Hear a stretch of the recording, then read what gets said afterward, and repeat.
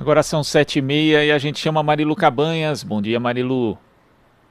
Olá, Glauco, bom dia quem está acompanhando aqui o Jornal Brasil Atual. Hoje a gente vai falar sobre a situação dos institutos de pesquisa de São Paulo. A gente recebeu essa sugestão ontem da ouvinte Roseli Torres, ela enviou pelo chat do YouTube do Jornal para que a gente abordasse, né, a extinção dos institutos de pesquisa do meio ambiente de São Paulo. Ela dizia o seguinte, que não é só a saúde que sofre com essa política, já que abordamos ontem, né, que 90% das unidades básicas de saúde, as UBSs, estão nas mãos das OS do setor privado.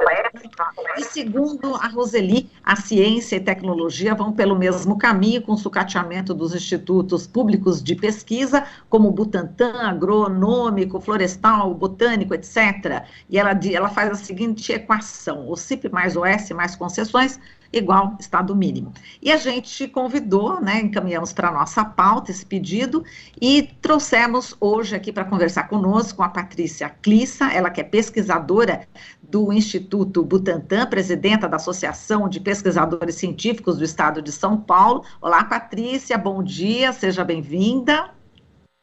Olá, Marilu, bom dia, obrigada pelo convite. Estou tentando aqui me ajustar na luz. Vocês estão me enxergando bem? A gente está enxergando um pouquinho escuro. Agora melhorou um pouquinho, sim, agora melhorou. Patrícia, melhorou bastante. Estava, né, realmente escura a sua imagem, mas agora está ótima. E a gente recebe também a Helena Dutra Lutgens, ela que é pesquisadora do Instituto Florestal, segunda vice-presidenta da Associação dos Pesquisadores Científicos do Estado de São Paulo. Olá, Helena, bom dia também, seja bem-vinda. Bom dia, Marilu. Muito obrigada pelo convite e pela oportunidade de falar desse assunto. Tudo bem, a gente vai começar agora com a Patrícia, né? Patrícia, a gente fala inicialmente sobre o Instituto Butantan, né? Já que você é pesquisadora aí do Instituto também, papel fundamental na pandemia, com a produção de vacina, né, da Coronavac, e essa discussão de desmonte já estava na pauta antes da pandemia, né? A gente viu aí a reunião de vocês, né, super preocupados, né, com o destino do Instituto Butantan, aí veio a pandemia, aí mostrou-se mais uma vez a importância deste instituto. Como é que foi essa discussão e esse papel fundamental do Butantan nessa pandemia inicialmente, Patrícia? Bom, Marilu, o que acontece, assim, né, a gente sente que muito do que o Butantan está conseguindo oferecer hoje para a população só acontece, só se dá por causa da pesquisa básica, porque o Butantan, ele formou muitos pesquisadores, são excelências, né, pesquisadores envolvidos tanto na produção de vacinas, na produção de pesquisas, e hoje essas pessoas, elas têm capacidade de conduzir esses estudos. Então, assim, o que foi formado até aqui, até agora, é o que dá sustentação para o Instituto Butantan. Todas as pessoas envolvidas na área de pesquisa, o Butantan teve um papel, além da parte da vacina, teve um papel muito importante na parte de diagnóstico, agora também no acompanhamento genômico dessas variantes que estão circulando. E isso é o corpo técnico, é o corpo de cientistas que consegue, desde estabelecer, porque o Butantan, a parte de vacina, o Butantan sempre teve bem desenvolvido, né? Mas a parte do diagnóstico foi conquistada através do conhecimento dos pesquisadores. Então, a gente sente que existe o governo, por um lado, tenta sucatear o Butantan, como ele tem a fundação, que é muito sólida, muito forte, ela dá essa sustentação, mas a gente sente que existe uma desproporção muito grande entre o número de pesquisadores que são do Instituto e o número que são da Fundação. Nós, não só pesquisadores, funcionários em geral, né? Os pesquisadores científicos da parte do Estado, nós somos um pouco mais do que 100 pesquisadores no Instituto, né? E em termos de funcionários, nós somos aproximadamente 500 funcionários do Instituto e mais de 2.000 funcionários da Fundação. Então, nós estamos muito desequilibrados. A parte do Estado tentando fazer a revitalização do Instituto, a gente não vê. Não existe o interesse, não existe nem mesmo interesse em valorizar aqueles que já estão, né, como funcionários do Estado. É muito complicado ver a situação que a gente está vivendo, porque num momento muito crítico, onde a ciência é evidenciada em vários pontos, a gente não tem uma política de valorização mesmo dos funcionários. Uma coisa que eu queria falar, que é o papel da Associação dos Pesquisadores, é justamente participar dessa discussão, dessa conversa e trazer para os institutos a valorização para toda a sociedade, né? A valorização dos institutos em geral. Então, a gente tem muito trabalho pela frente. A atual gestão está composta por pesquisadores, né, na parte da presidência, na parte da agricultura, que é a Dolorata Colariti, do Instituto Biológico, na parte do meio ambiente, que é a Helena Dutra, que vem do Instituto Florestal, e isso são quem compõe a diretoria, né, a presidência da diretoria. Então, nós estamos muito bem representados, prontos para lutar aí pela nossa valorização mesmo da ciência.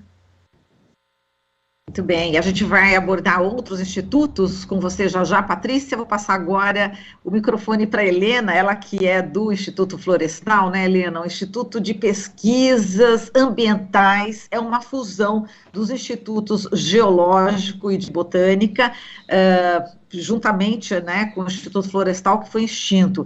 Quais os prejuízos, na sua opinião, tanto dessa extinção do Instituto Florestal, quanto também ao funcionamento desse Instituto de Pesquisas Ambientais, que, pelo jeito, ainda não saiu do papel? É isso, Helena? Marilu, infelizmente, o Instituto de Pesquisas Ambientais é um instituto que está sendo criado no esquema de tentativa e erro. Não houve nenhum planejamento para a criação de um instituto de pesquisa. Então, o governo do Estado extinguiu 3 instituições centenárias, com o seu papel para a conservação ambiental, para a geração de conhecimento, atendendo às necessidades da sociedade paulista, e inclusive além, né, do Estado, por conta das questões ambientais que elas ultrapassam as fronteiras, e criou uma instituição que diz que é uma modernização da estrutura, né? Essa é a metáfora que se usa para acabar e desmontar a estrutura de pesquisa, a estrutura voltada para a conservação do meio ambiente do Estado. Então, a gente pode citar exemplos práticos. Hoje, São Paulo está vivendo um caos por conta das chuvas, dos alagamentos, desmoronamentos, vidas estão sendo perdidas. Então, nesse momento, dá para citar o papel do Instituto Geológico, que sempre atuou em parceria com a Defesa Civil e nesse trabalho dos riscos ambientais, né? Não só de socorrer a hora que ocorre, mas da prevenção, né?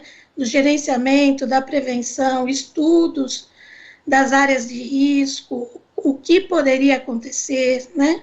A gente pode também citar o Instituto de Botânica, que tem pesquisadores que trabalham muito com a questão das mudanças climáticas, da prevenção, porque o que está acontecendo não é um acidente, não é que a natureza, de repente, falou assim, vai chover bastante. Tudo isso já estava previsto, estudando a climatologia, estudando a geologia, poderia ser evitado, né? E vamos falar do Instituto Florestal, que sempre atuou na conservação ambiental, na proteção de unidades de conservação, na criação, no manejo, na proteção de unidades de conservação. vendo as áreas de importância, estudando as áreas importantes para serem conservadas, manejando-as para que, de fato, fossem conservadas, com trabalho de educação ambiental, de uso público, recebendo a população, né? Então, o que foi feito? Desmontou-se essa estrutura e estamos aí tentando criar uma nova instituição e volto a dizer, jogo de azar. Será que isso dá certo? Vamos fazer assim, não deu certo, vamos fazer de tal outro, né? Então, nós temos funcionários, por exemplo, no Instituto Florestal, que foram transferidos compulsoriamente para uma coordenadoria de fiscalização ambiental. Esses funcionários nem sabem que eles não são mais funcionários nem do IF, nem do IPA, nem da Fundação Florestal, que hoje está responsável pela administração das unidades de conservação do Estado, e eles continuam trabalhando no seu dia a dia, fazendo a manutenção das áreas, fazendo a proteção das áreas, porém, correndo riscos, né, seus direitos correndo riscos, e não se sabe amanhã, por exemplo, quando mudar o governo, mudarem os coordenadores e diretores, se eles vão poder permanecer nos locais onde eles estão. E eu estou falando de funcionários lotados no interior, né, do Estado. Então, eles podem ter que ir para a sede dessa nova coordenadoria, para a qual eles foram transferidos, sem serem sequer consultados. Então, todo o processo, desde a extinção do Instituto Florestal, a fusão dos 3 institutos, a criação de uma nova instituição, a passagem das áreas para a administração da Fundação Florestal, foi todo um processo autocrático, sem nenhuma consulta pública, sem consulta à sociedade, sem consulta à comunidade científica e sequer sem a consulta aos funcionários dessas 3 instituições. As 3 instituições estão vivendo um caos administrativo no setor de segurança, no setor do dia a dia, da tramitação de documentos, de atender aos nossos trabalhos, e isso interfere diretamente na produção científica. Então, você tem hoje o pesquisador tendo que fazer um papel administrativo que antes ele tinha quem fizesse e ele podia se dedicar à pesquisa. Você tem uma instituição como o IPA que não tem veículos, não tem quadro administrativo, não tem quadro de manutenção. Você tem pesquisadores lotados no interior que estão meio que no limbo, porque, né, estão em áreas administradas pela Fundação Florestal, às vezes não tem sequer uma sala de trabalho para ficar, entendeu? Dentro do local onde trabalhava anteriormente. Quer dizer, a gente continua dando jeito de fazer o nosso papel por responsabilidade social mesmo, né? Como os funcionários do geológico estão lá atuando junto à Defesa Civil o tempo todo. Mas, como a Patrícia ressaltou, é um desmerecimento ao quadro de funcionários e às instituições, ao legado dessas instituições, que chega a ser deprimente para a gente. É isso. Patrícia, inclusive a associação ingressou, né, com uma ação direta de inconstitucionalidade no Tribunal de Justiça de São Paulo, né, em relação a essa questão, não é isso? Está sem microfone. Patrícia? Oi, Patrícia? Microfone, Patrícia. Tá bom agora? Tá ótimo. Foi a questão da ação, né? Nós chegamos assim à conclusão que era preciso fazer alguma coisa para poder mostrar a nossa insatisfação. Nós não podemos aceitar as coisas que vêm assim, a revelia do conhecimento dos funcionários, dos pesquisadores, da sociedade científica, da comunidade, e foi feito tudo de uma forma muito atropelada. Então, nós contamos com uma assessoria jurídica que entrou com uma ação de inconstitucionalidade. A gente também contou com o apoio do PROAN, que é Associação em Defesa também do Meio Ambiente, a Helena me ajuda. Então, assim, a gente conseguiu entrar com essa ação e a gente está mostrando para o governo que não pode ser feito as coisas como eles têm vontade, assim. A gente não vai aceitar tudo calmamente, não. A gente tem muita força para lutar, a gente tem muito motivo para defender os nossos institutos, né? Não dá para ficar aceitando calmamente, friamente o que está acontecendo. Então, a gente está aqui disposto a batalhar mesmo. Agora, Patrícia, em relação ao Instituto Butantan, enfim, diante de tanta importância, né, que a sociedade está vendo, e você agora também já demonstrou, enfim, diversos motivos pelos quais a gente deve preservar o Instituto Butantan. Como é que está essa questão ali agora, né, com a pandemia, com essa visibilidade, inclusive internacional, que o Instituto Butantan está tendo hoje? Deu uma brecada em relação ao desmonte? Como é que ficou essa questão? Olha, se você entra hoje no Instituto Butantan, você vai ver um choque de realidades. Você vai ver que o Instituto está passando por uma grande transformação. Então, são grandes obras acontecendo, o parque está sendo modernizado, os prédios estão sendo restaurados, a biblioteca está fechada, porque está passando por uma restauração do prédio que é conservado, né? Então, você vê que tem um investimento muito grande por parte da fundação. Mas se você conversar com os funcionários, principalmente aqueles funcionários que são do Estado, nós temos uma insatisfação muito grande, porque nós estamos há mais de 10 anos sem o reajuste que acompanha a inflação. Isso causa um descontentamento dos funcionários que estão trabalhando, né? Isso eu falo da parte dos funcionários do Estado. Então, lá dentro você tem duas realidades. Você tem uma realidade que parece uma empresa, as pessoas estão trabalhando para a Fundação Butantan, com seu reconhecimento, e, ao mesmo tempo, você tem os funcionários que trabalham para o Estado, que estão desmotivados, que sentem que estão sendo abandonados, porque é isso que a gente sente quando a gente se depara nessa realidade. Então, assim, quando o Butantan abrir para visitação, eu recomendo a todo mundo que vá ver nossa instituição. Nós demos uma grande mudada, assim. Nesse ponto, o nosso diretor, ele foi uma pessoa muito ativa, ele está usando esse momento, né, da pandemia para a gente poder ter aquilo que que realmente a instituição precisa. Então, ele está modernizando muitas áreas, está construindo muitas fábricas. São mais de 80 obras sendo tocadas dentro do Instituto nesse momento, em várias áreas, né? Inclusive, isso aumenta até muito o número de pessoas circulando lá dentro, né? A gente tem os funcionários que estão trabalhando nas obras. Então, assim, ao mesmo tempo que o Instituto está fechado para visitação, tem um fluxo de funcionários muito grandes dessas empresas terceirizadas que estão lá trabalhando. Mas, enfim, a gente percebe que tem uma vontade, assim, do Instituto de ficar cada vez mais modernizado para o que o futuro nos prepara, né? Porque a gente sabe que novas pandemias virão e nós precisamos realmente estar preparados.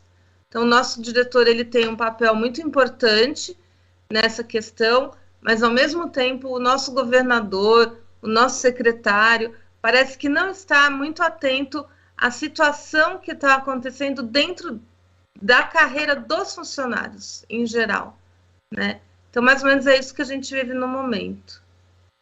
Exatamente, são os profissionais que fazem, né, o Instituto Butantan, tem essa mão de obra extremamente qualificada, né, Patrícia? Mas agora eu vou também questionar a Helena em relação a uma notícia que eu vi no próprio site de vocês, que é uma moção contra a concessão de área protegida de cavernas pelo governo do estado de São Paulo.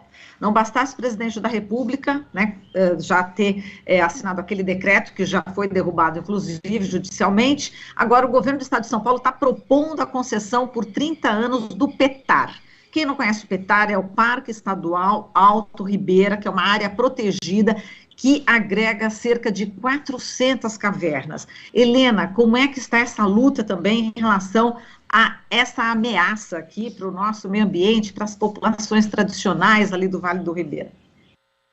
Então, Marilu, o PETAR chama a atenção da população justamente pela localização e por ser um parque com alta visitação, com um público muito envolvido com a questão ambiental, que são pessoas que se interessam por estudo de espeleologia, pessoas que se interessam pelo ecoturismo. Então, isso chamou muita atenção.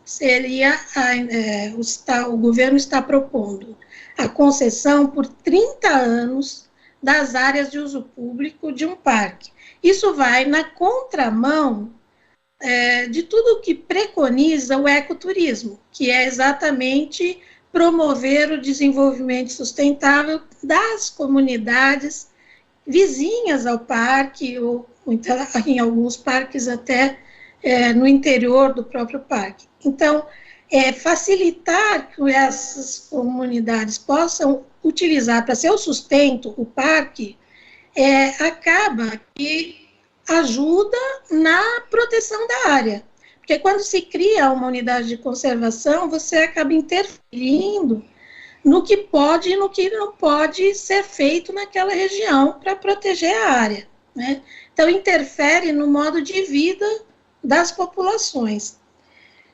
Permitir que as populações, e mais do que permitir, fomentar, auxiliar, né, instruir as comunidades para que elas possam desenvolver como monitor ambiental, pequenas pousadas, restaurantes que atendam, tem uma estrutura para atender o turismo, é uma forma de desenvolvê-las. E o PETAR já faz isso há muitos anos. Todo um trabalho do próprio Instituto Florestal, desde a criação do parque, porque é importante lembrar que esse parque foi criado pelo Instituto Florestal, já houve esse trabalho há muito tempo, desde os anos 90, que se faz esse trabalho de aproximação da comunidade, de instrumentalizar a comunidade para o seu desenvolvimento. Agora, se você entrega as áreas de uso público para um conglomerado de empresas que vão conduzir o turismo e vão explorar o turismo por 30 anos, o que vai ser dessa comunidade, né? Agora, o PETAR é um exemplo, porque a extinção do IF e a entrega de todas as unidades de conservação, todas as áreas protegidas do Estado para a Fundação Florestal não tem outro objetivo que não esse, das concessões, das privatizações, desse o nome que se der, né? Mas é a entrega do patrimônio público, do patrimônio ambiental, para a iniciativa privada. Isso já aconteceu com Fontes do Ipiranga, isso já aconteceu com o Parque Alberto Lofgren, que são as sedes do Instituto de Botânica e do Instituto Florestal, já aconteceu com o Parque Estadual da Cantareira, e está acontecendo com várias unidades, e está para acontecer também com as áreas de produção florestal, com as estações experimentais, que foram as últimas áreas passadas para a Fundação Florestal. Então, a exploração da floresta de exóticas, que o Instituto também construiu ao longo da sua história, investindo na pesquisa, gerando conhecimento na introdução de pinos, eucaliptos e tal, também vai ser entregue à iniciativa privada. Esse é o plano, né? E tudo isso é entrega mesmo de patrimônio científico, de patrimônio ambiental, e é o plano, né? O plano é esse. E o PETAR tem que ser olhado com muito cuidado, e a gente tem sim se engajado nesse movimento, porque isso é contra tudo que a gente acredita ser importante para a conservação, para que o Estado possa ter um mínimo de respeito à conservação ambiental e às comunidades tradicionais, tem um quilombo ali, que muito próximo, muito importante, e que gera muito conhecimento. Então, isso tem que ser olhado com muita calma, não é entregar para a iniciativa privada, né? Isso vai na contramão de tudo que a gente estudou e que a gente trabalhou para que acontecesse, né? Bom, a gente já está com o tempo aqui esgotado, mas eu quero agradecer muito aqui a vocês, a Patrícia Clissa, pesquisadora do Instituto Butantan, presidenta da Associação de Pesquisadores Científicos do Estado de São Paulo, e a Helena Dutra Lutgens, ela que é pesquisadora do Instituto Florestal, segunda vice-presidenta da Associação dos Pesquisadores Científicos do Estado de São Paulo. Muito obrigada por atender também ao pedido, né, da nossa ouvinte, Roseli Torres, que chamou a atenção para o desmonte também dos institutos de pesquisa aqui no estado de São Paulo. Muito obrigada, Patrícia, Helena, um forte abraço para vocês.